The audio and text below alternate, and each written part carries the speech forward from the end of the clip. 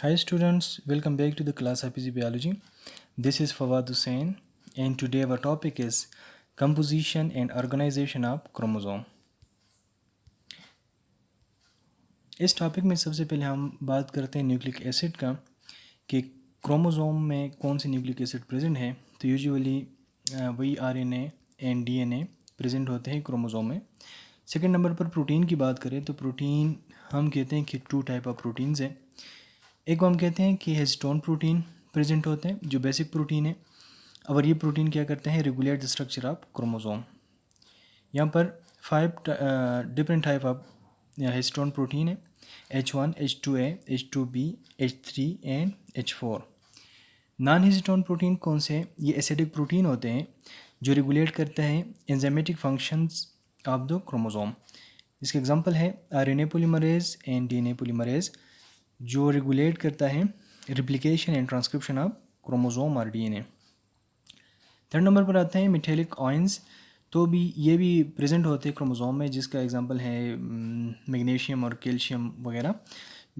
और इसका फंक्शन क्या है, क्या काम करते हैं, it make organisation of chromosome. Fourth one पर आ जाता है composition of packaging of chromosome, जिसको हमने डिटेल में डिस्कस करना है। तो कंपोजिशन और पैकेजिंग ऑफ क्रोमोसोम में हम बात करेंगे लेवल्स की। तो यहाँ पर अगर लेवल्स की बात करें तो 4 लेवल्स हैं, लेकिन यहाँ पर हम 5 लेवल डिस्कस करेंगे। सबसे पहले जो लेवल ऑफ ऑर्गेनाइजेशन है इसको हम कहते हैं फॉर्मेशन ऑफ न्यूक्लियोसोम, जिसका डायमीटर है या साइज़ हम कहते हैं 11 नैनोमीटर है। सबसे पहले न्यूक्लियोसोम क्या है, it is the basic unit of chromosome. ये क्रोमोसोम का बिल्कुल बेसिक यूनिट है। और इसका जो स्ट्रक्चर है हम कहते हैं कि बीड्स ऑन स्ट्रिंग, जिस तरह के इस डायग्राम में नज़र आ रहा है, या हम सिंपल कहते हैं कि जिस तरह तस्बीह के दाने होते हैं या तस्बीह होते हैं, तो बिल्कुल उसी शेप का, उसी स्ट्रक्चर का न्यूक्लियोसोम प्रेजेंट होता है। इसका साइज़ 10 to 11 नैनोमीटर है। इसका फॉर्मेशन कैसे होता है, तो फॉर्मेशन में सबसे पहले आ जाता है हिस्टोन प्रोटीन। तो हिस्टोन प्रोटीन में सबसे पहले जो बनता है उसको हम कहते हैं 8 हिस्टोन प्रोटीन मिलकर जो स्ट्रक्चर बनाते हैं उसको हम क्या कहते हैं, ऑक्टेमर कहते हैं। ऑक्टेमर में आता है H2A की कॉपी आती है, H2B, H3 एंड H4 के कॉपीज़ आती है। तो ये टोटल अगर काउंट करो तो 8 हिस्टोन प्रोटीन बनते हैं। इस 8 हिस्टोन प्रोटीन की यूनिट को हम कहते हैं ऑक्टेमर कहते हैं। दूसरा जाते हैं H1, जिसको हम क्या कहते हैं, बाइंडिंग प्रोटीन कहते हैं। ये H1 हिस्टोन जो है यूजुअली 213 अमीनो एसिड पर मुश्तमिल होता है, और ये बाइंडिंग करता है डीएनए का। यहाँ पर जो डीएनए है, तो डीएनए हम कहते हैं कि 147 बेस पेयर डीएनए जो है वो ट्वाइस राउंड करता है इस ऑक्टोमर का जो 8 हिस्टोन प्रोटीन है, तो तब जाकर बनता है एक न्यूक्लियोसोम। अब यहाँ पर एक बात है कि 142 हाइड्रोजन बॉन्ड्स बनते हैं between DNA and histone protein, मतलब कि इस न्यूक्लियोसोम के अंदर इतने हाइड्रोजन बॉन्ड्स बनते हैं, तब जाकर तब जाकर डीएनए और हिस्टोन प्रोटीन का आपस में इंटरेक्शन होता है। इसके इंटरेक्शन का एक वजह ये है कि डीएनए के ऊपर हम कहते हैं कि नेगेटिव चार्ज है, क्योंकि वहाँ पर फॉस्फेट ग्रुप होता है, और प्रोटीन के ऊपर जहाँ पर हिस्टोन प्रोटीन की बात करें तो उस पर पॉजिटिव चार्ज होते हैं। तो डिफरेंट अमीनो एसिड की वजह से, जिस तरह अर्जिनिन है, तो इन पॉजिटिव और नेगेटिव चार्ज की वजह से डीएनए प्रोटीन के आपस में इंटरेक्शन हो जाता है, तब जाकर ये आपस में बॉन्ड्स बनाते हैं और न्यूक्लियोसोम का एक स्ट्रक्चर बन जाते हैं। इस डायग्राम में नज़र आ रहे हैं जहाँ पर ग्रीन कलर में हिस्टोन 1 प्रोटीन है। इस हिस्टोन 1 प्रोटीन को अगर आप देखते हैं तो ये रेड में डीएनए नज़र आ रहे हैं, तो डीएनए के साथ ये बाइंडिंग का काम करता है ताकि न्यूक्लियोसोम का एक स्ट्रक्चर बन जाए। अब जो ब्लैक में नज़र आ रहे हैं राउंड स्ट्रक्चर में, तो हर एक राउंड स्ट्रक्चर ये ट्वाइस है। मीन डेट आप कंसिडर कर सकते हैं कि यहाँ पर ये 2 राउंड स्ट्रक्चर जो है इसमें से एक H2A है और दूसरा इसका कॉपी है। सेम नीचे वाला भी H2B है और एक इसका कॉपी है। राइट साइड वाला अगर हम कंसिडर करें H3 और इसका कॉपी, और नीचे वाला H4 इसका, इस सब को अगर काउंट करें तो ये बनता है 8 हिस्टोन प्रोटीन, जिसको हम क्या कहते हैं, ऑक्टेमर कहते हैं। ये एक यूनिट है न्यूक्लियोसोम का। अब इस स्ट्रक्चर में देखें, ये जो येलो में नज़र आ रहे हैं तो ये हर एक यूनिट है न्यूक्लियोसोम का।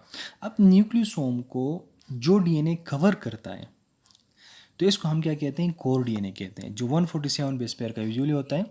अब टू न्यूक्लियोसोम के दरमियान जो डिस्टेंस है, इसमें जो डीएनए प्रेजेंट होता है उसको हम क्या कहते हैं, लिंकर डीएनए कहते हैं, जिसका तकरीबन 20 से लेकर 60 बेस पेयर का साइज़ होता है। तो ये है फर्स्ट लेवल ऑफ ऑर्गेनाइजेशन, या हम जिसको हम कहते हैं न्यूक्लियोसोम, जो बेसिक स्टेप है क्रोमोसोम बनने का। अब आते हैं हम सेकेंड लेवल ऑफ ऑर्गेनाइजेशन की तरफ, जिसको हम कहते हैं फॉर्मेशन ऑफ सोलेनॉइड, जिसका 30 नैनोमीटर साइज़ होता है। मतलब कि डीएनए का साइज़ अगर हम देखें तो 2 नैनोमीटर है, उसके बाद न्यूक्लियोसोम बना 11 नैनोमीटर, 10 to 11 नैनोमीटर, फिर इसके बाद साइज़ में मज़ीद इंक्रीज़ आ रहा है, इजाफा हो रहा है।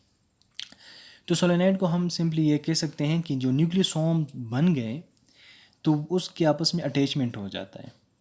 किस वजह से अटैचमेंट होता है, N terminal tail of histone protein को, हिस्टोन प्रोटीन के टर्मिनल टेल्स होते हैं, मतलब आपस में जो डिफरेंट हिस्टोन प्रोटीन है डिफरेंट न्यूक्लियोसोम्स के, वो आपस में एक दूसरे के साथ अटैच हो जाते हैं, जिस तरह हैंड शेक करते हैं बंदा, तो न्यूक्लियोसोम एक दूसरे के बिल्कुल करीब आ जाते हैं और एक जिगजैग स्ट्रक्चर बन जाता है।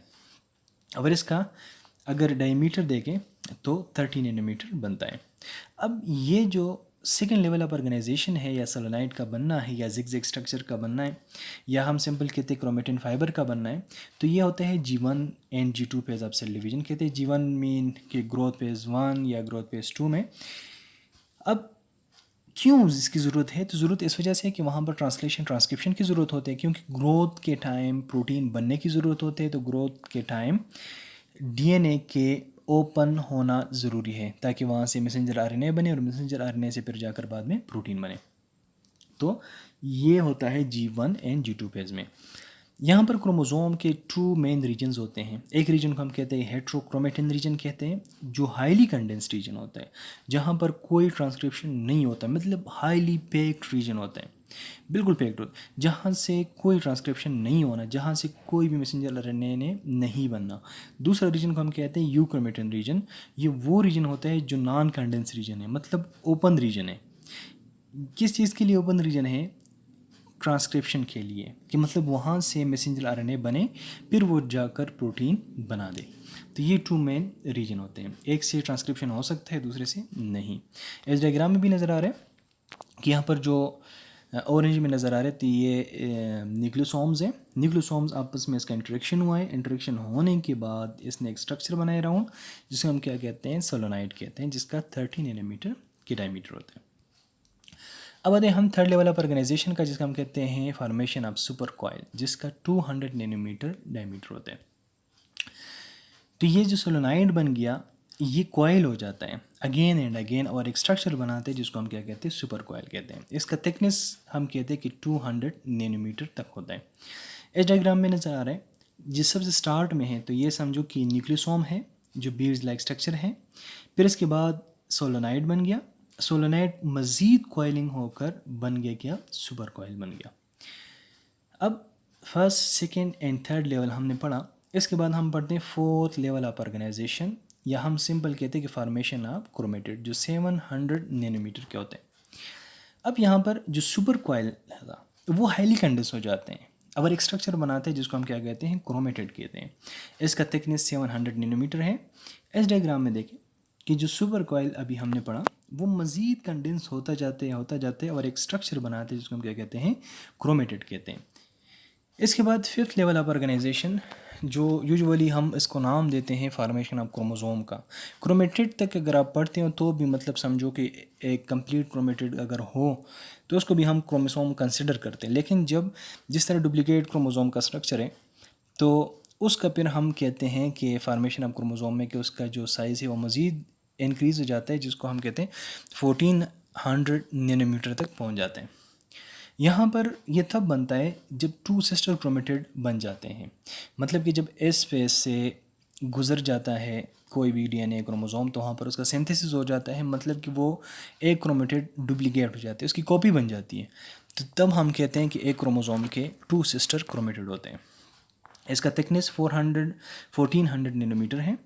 यहाँ पर डायग्राम में नज़र आ रहा है कि यहाँ पर बन गए हैं इसके 2 सिस्टर क्रोमेटिड, और ये कंप्लीट क्या है, कंप्लीट क्रोमोसोम है। तो अब अगर एक क्रोमेटिड का डायमीटर 700 नैनोमीटर है, तो अगर इसको मिलाने से इसका कितना बन जाएगा डायमीटर, 1400 नैनोमीटर बन जाएगा, जो कंप्लीट क्रोमोसोम का डायमीटर है, उसको कंसिडर करेंगे। ओके, यहाँ पर पूरे लेक्चर की समरी में आपको बताता हूँ कि क्रोमोसोम असल में स्टार्ट में मैंने आपको बताया बनता किस चीज़ से है, 2 थिंग की कम्बिनेशन से बनता है। The first one is histone protein, histone protein के कम्बिनेशन से बनता है, प्लस डीएनए से बनता है। ये हेसिटोन प्रोटीन और डीएनए जब मिल जाता है तो बना लेगा पूरा क्रोमोसोम बन जाता है। लेकिन सबसे पहले आते हैं हम डीएनए की तरफ। तो डीएनए का अगर आप डायमीटर देख ले तो डीएनए का डायमीटर कितना है, 2 नैनोमीटर इसका डायमीटर है।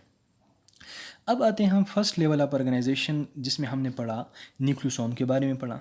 ठीक है, तो nucleosome first level of organisation में इसका डायमीटर कितना था, 11 नैनोमीटर, 2 नैनोमीटर कन्वर्ट हो गया 11 नैनोमीटर में।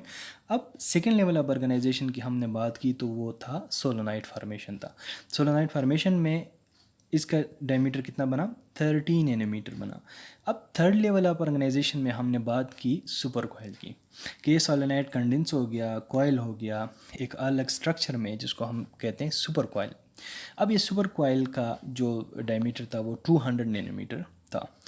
अब सुपर कॉइल के बाद हमने फोर्थ लेवल में पढ़ा क्रोमेटेड, फार्मेशन ऑफ क्रोमेटेड, कि मतलब ये सुपर कॉइल मज़ीद कंडेंस हो जाते हैं, मज़ीद कॉइल हो जाते हैं, तो एक स्ट्रक्चर बनाते हैं जिसको हम क्या कहते हैं, क्रोमेटेड कहते हैं। अब फोर्थ लेवल में क्रोमेटेड फार्मेशन में इसका साइज़ फिर बन जाता है 700 नैनोमीटर। फिर फिफ्थ में जो अभी हमने पढ़ा, तो अगर इसके सिस्टर क्रोमेटेड बन जाते हैं और कंप्लीट क्रोमोसोम बन जाता है तो उसका स्ट्रक्चर फिर फिफ्थ लेवल में 1400 नैनोमीटर का बन जाता है और एक कंप्लीट क्रोमोसोम बन जाता है। तो हेसिटोन और डीएनए अगर मिल जाए तो वो बना लेता है कंप्लीट स्ट्रक्चर ऑफ क्रोमोसोम का। Thank you for watching my video.